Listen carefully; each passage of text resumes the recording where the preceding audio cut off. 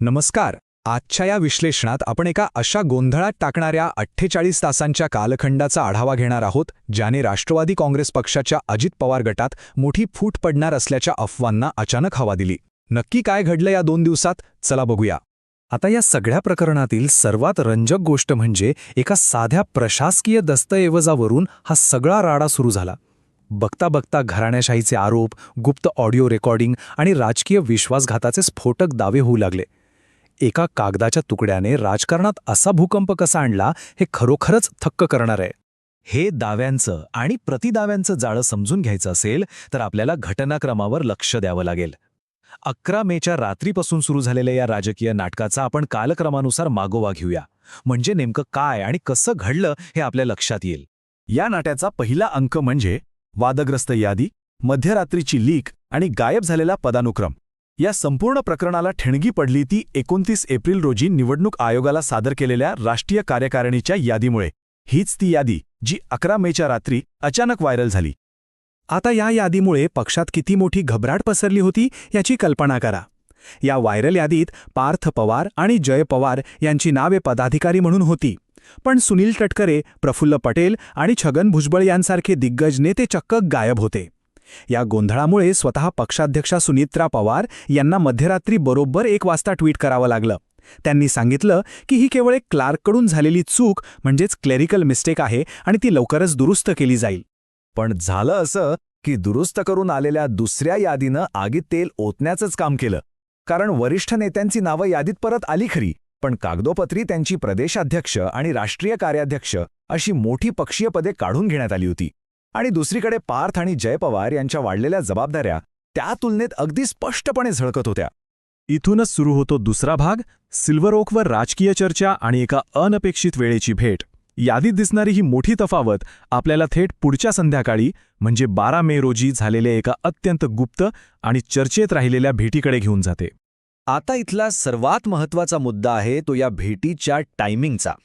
कागदोपत्री बाजूला सारलं गेल्यासारखं चित्र निर्माण झाल्यानंतर लगेचच सुनील तटकरे थेट सिल्वर ओकवर शरद पवार यांची भेट घेताना दिसले.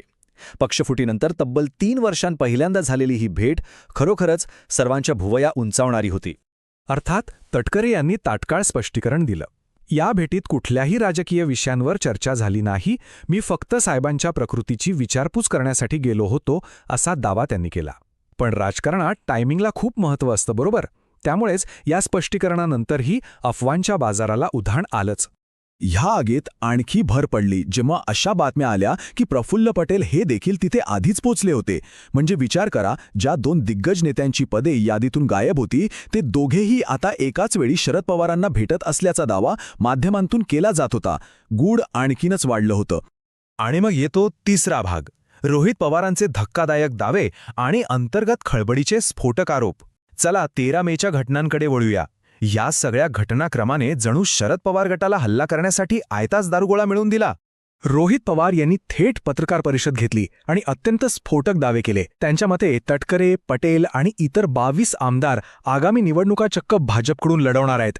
इतकंच नाही तर वरिष्ठ नेत्यांनी अजित पवारांचा अपमान केल्याचे काही गुप्त ऑडिओ रेकॉर्डिंग सुनेत्रा, पार्थ आणि जय यांच्यापर्यंत पोहोचल्याचा दावाही त्यांनी केला. आणि हो, पक्षाच्या पैशातून होणारा खासगी ब्युटी पार्लर आणि प्रायव्हेट जेटचा खर्च आता जय पवार खजिनदार झाल्यामुळे थांबवला जाईल असंही ते म्हणाले. या दाव्यांमुळे पक्षात चाललेली धुसफूस चव्हाट्यावर आली.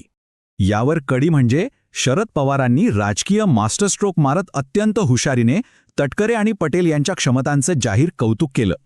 ते क्षमता असलेले नेते आहेत, पण त्यांचा कसा उपयोग करून घ्यायचा हा सध्याच्या नेतृत्वाचा अधिकार आहे असं म्हणत त्यांनी सूचक संदेश दिला की सध्याच्या नेतृत्वाकडून या दिग्गजांना योग्य तो सन्मान मिळत नाहीये.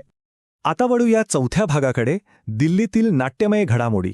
कॅबिन बंद, संताप आणि अचानक बाहेर पडणे. महाराष्ट्रात हे सगळं सुरू असतानाच याचे पडसाद थेट पक्षाच्या दिल्लीतील कार्यालयात उमटत होते आणि तिथेही मोठा गोंधळ उडाला होता. दिल्लीत पक्ष अक्षरशः विस्खळीत होताना दिसत होता. मुख्य प्रवक्ते आनंद परांजपे यांनी अचानक राजीनामा दिला आणि शिंदे गटात प्रवेश केला. दुसरीकडे राष्ट्रीय सचिव अविनाश अधिक यांनी दिल्ली कार्यालयातील तटकरे आणि पटेल यांच्या केबिनला टाळे लावल्याच्या बातम्या धडकू लागल्या. आणि नव्या यादीत फक्त नातेवाईकांना संधी दिली असल्याचा दावा केल्याने ब्रिजमोहन श्रीवास्तव यांच्यासारख्या नेत्याला संतप्त युवा कार्यकर्त्यांच्या रोषाला सामोरं जावं लागलं. एकामागोमाग येणाऱ्या पक्षांतराच्या अफवा, बंद दरवाजे आणि ऑडिओ लीकचे दावे, या सगळ्या धुळ्यात खरं सत्य काय आहे? अफवा वाऱ्यासारख्या पसरत असताना अजित पवार गटाने या आरोपांच्या लाटेला अधिकृतपणे कसं उत्तर दिलं, हे पाहणं आता खूप महत्त्वाचं ठरतं. आणि म्हणूनच आपला 5वा आणि शेवटचा भाग आहे अधिकृत स्पष्टीकरण, ज्यात अजित पवार गटाकडून इन्कार आणि कायदेशीर कारवाईचा इशारा देण्यात आला. या सगळ्या दाव्यांची गुंतागुंत सोडवण्यासाठी अखेर पक्षाला तातडीने स्वतःच्या पत्रकार परिषदा घ्याव्या लागल्या. सगळ्यात आधी अविनाश अधिक यांनी दिल्लीत केबिन बंद केल्याच्या अफवा पूर्णपणे हास्यास्पद असल्याचं ठरवलं. त्यांनी स्पष्ट केलं की वरिष्ठ नेते नेहमी अध्यक्षांच्याच केबिनमध्ये बसत आले आहेत. त्यांना कुलूप लावण्यासाठी कधीही स्वतंत्र केबिन नव्हतीच, त्यामुळे टाळे लावण्याचा प्रश्नच येत नाही. उलट अशा खोट्या बातम्या पसरवणाऱ्यांवर कायदेशीर कारवाई करण्याचा स्पष्ट इशारा त्यांनी दिला. याशिवाय गायब झालेल्या पदांबद्दलही स्पष्टीकरण आलं. राष्ट्रवादीचे नेते उमेश पाटील यांनी ठामपणे सांगितलं की निवडणूक आयोगाला सादर केलेली ती यादी केवळ एक तात्पुरती प्रोसेस होती. कोणत्याही वरिष्ठ नेत्याला पदावनत केलेलं नाही किंवा त्यांची पक्षातील पदे अजिबात काढलेली नाहीत. हे स्पष्टीकरण या वादावर पडदा टाकण्यासाठी अत्यंत महत्त्वाचं होतं. आता शेवटी प्रश्न उरतो तो हाच, हे अंतर्गत सत्ता संघर्ष आणि एवढ्या आक्रमक अफवा पक्षाला आतून कमकुवत करतील की आगामी महाराष्ट्र विधानसभा निवडणुकांपूर्वीची ही केवळ एक सामान्य राजकीय धुळफेक आहे?